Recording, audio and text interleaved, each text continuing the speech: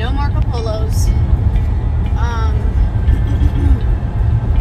So, I don't know. This week went by so fast.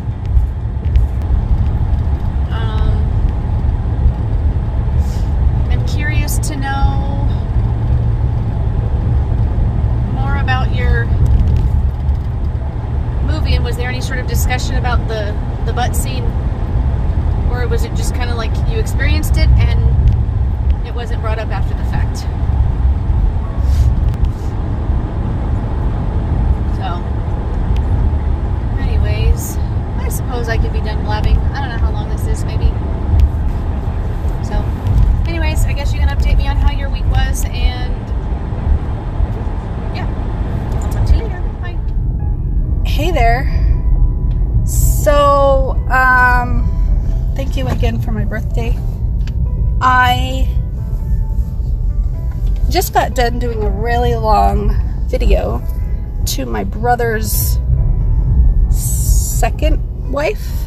Her name is Ashley. So, I'm going to send you the polo that I sent to her because it's about my birthday and what happened and all the awesomeness and all the PTSD that I went through and stuff, and I just wanted to share with you because, yeah, I'm gonna let you go. Bye.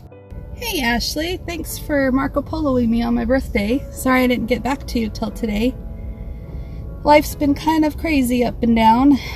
I love your cake earrings. Oh my gosh, they look so cute from what I could see.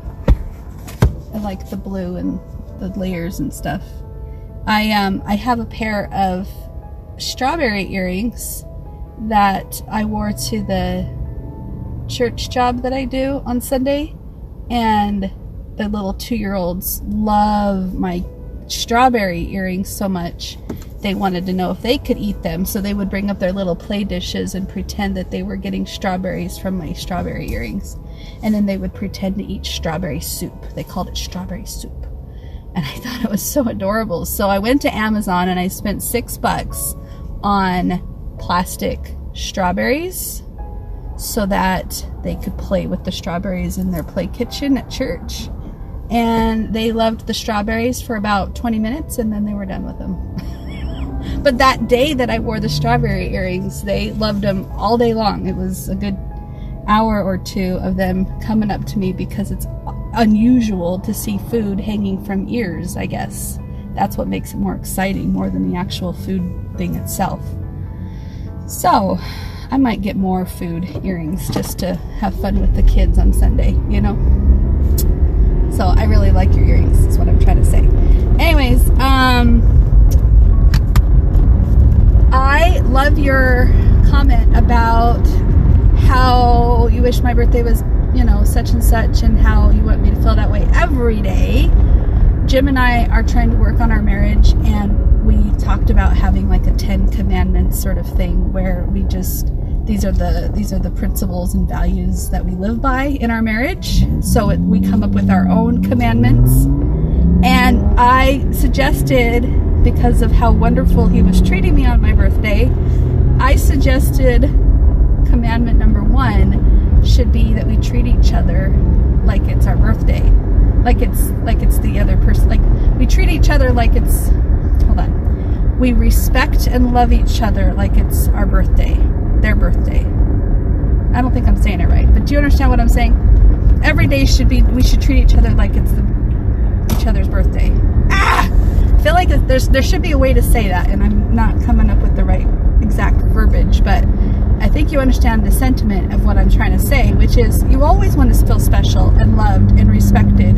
And, oh, sweetie, what do you want to do? It's your birthday. That's what he would always say on my birthday. And I'm like, really? I get the choice? And it's like, damn right I get the choice. It's my life. I should have the right to be able to say what I want to do, whether it's my birthday or my life, whether it's any day of the year. Do you know what I'm saying?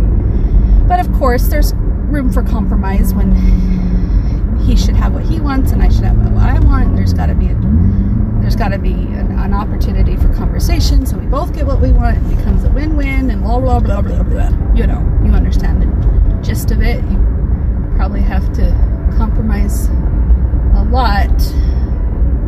Not settle. Settle is different, but compromising. settling is different. I'm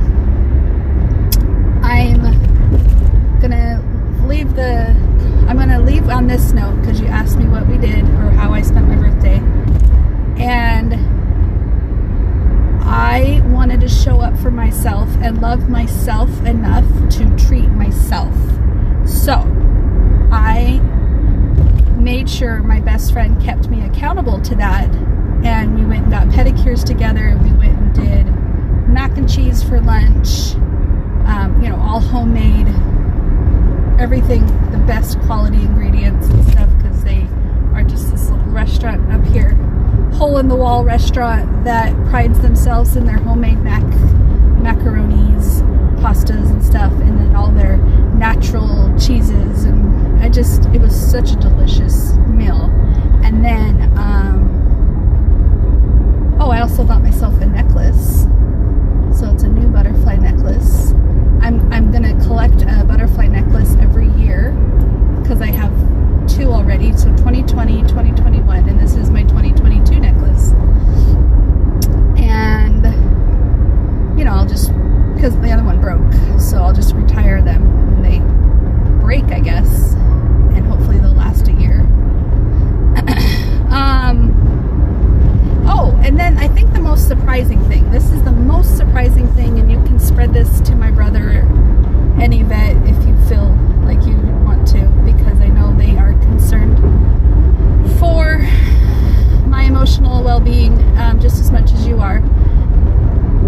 Jim has always been a real big stickler about movies and TV shows and beaches, like public swimming pools. Anytime there's an opportunity where there may or may not be a guy with his shirt off,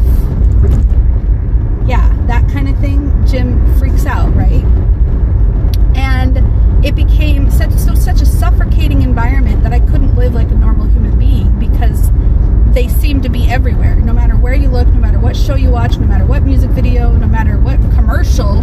There was a McDonald's commercial with the guys just flexing his muscles, and Jim had a cow. Like, it was horrible how I had to live when I was living with him. And I wanted at some point to go blind. That's how terrible. I was so scared of his anger and his rage when that crap would come on. So the good news is, back in February on Valentine's Day, I took Jim to the movie, and we saw the preview for the Sandra Bullock movie with Brad Pitt and Channing Tatum, and he rolled his eyes and just kind of settled in his seat, which showed me on Valentine's Day an improvement, because it was just a preview, right? It showed me on Valentine's Day that there was an improvement, but obviously those feelings were still coming up for him, and he couldn't zip it. Like, he couldn't get over it. He was still struggling with that on Valentine's Day. Well, on my actual birthday, we were scrambling after I spent time with my friend Carrie. I was spending time with Jim and the kids, and we couldn't figure out what to do. He didn't have any plans. He knew I wanted to be in charge of my own day. And finally I said, I want to go to a movie. And he says, what movie you want to go to? And I wanted to go see the J-Lo one with Owen Wilson, and she gets married to an audience member. I don't know if you've seen the previews for that, but it's no longer in theaters. So I was starting to ditch the idea of the movies altogether, and he suggested going and see the Sandra Bullock movie with Brad Pitt and Channing Tatum. And I'm all, huh? What? He goes, yeah, let's go see it. And I go, no. I'm not ready for that. I'm not ready to go sit next to him and ruin my birthday. And I had this t-shirt on, and it said, it's a beautiful day, don't ruin it.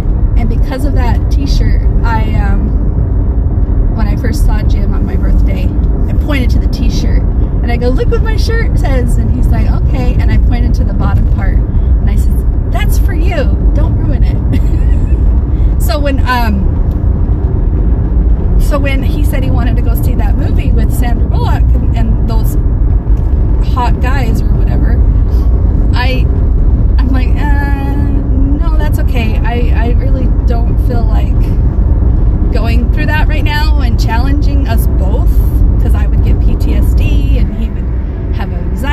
meltdown, like it was panic, I don't know, anger, rage, whatever his shit is. I didn't want to deal with it, right? And he says, no, we should go. And I'm like, nah. And he goes, that's my part. And he points to the part on my shirt that he's telling me he wants to go, and he's telling me that he's not going to ruin it. And I'm like, really? And he goes, yeah. He says, I know that they show that Tatum's guy's ass for 3 minutes, and I'm going to be okay. And I'm like, what? 3 minutes? It's not even just a 30-second thing. It's 3 minutes of looking at his butt on screen, the massive big screen on my birthday. Oh, I can't do this.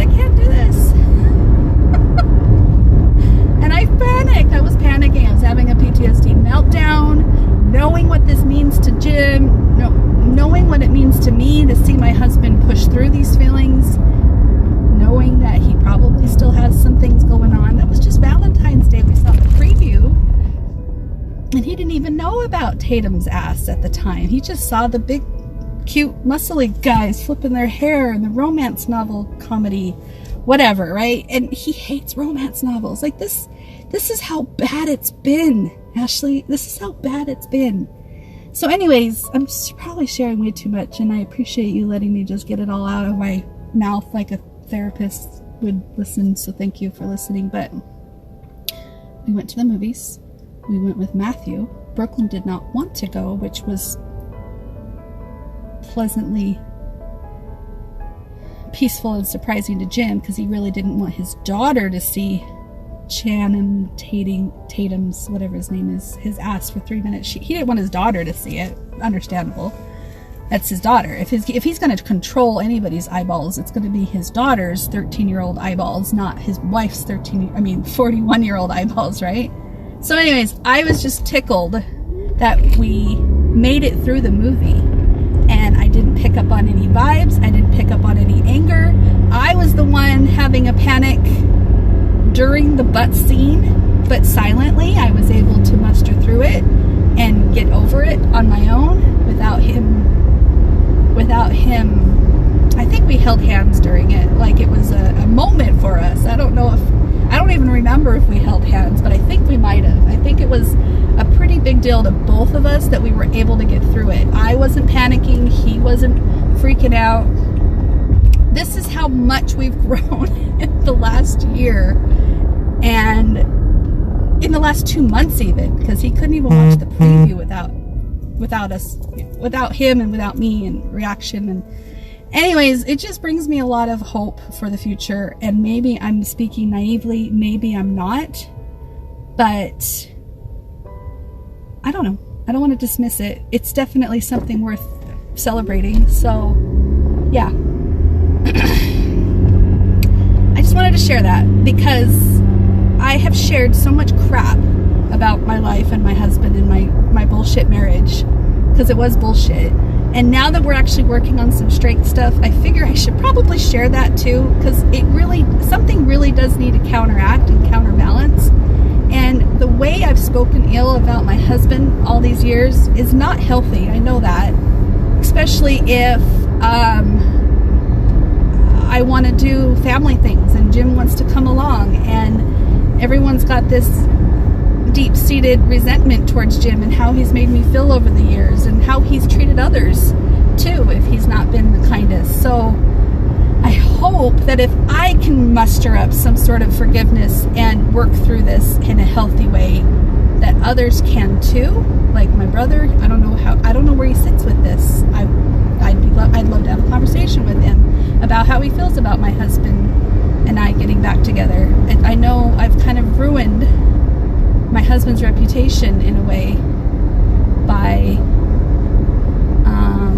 being so open and sharing so much. So this is my stop. I gotta go to work now. So I'm gonna let you go. Thank you. I will talk to you later. Love you. Bye.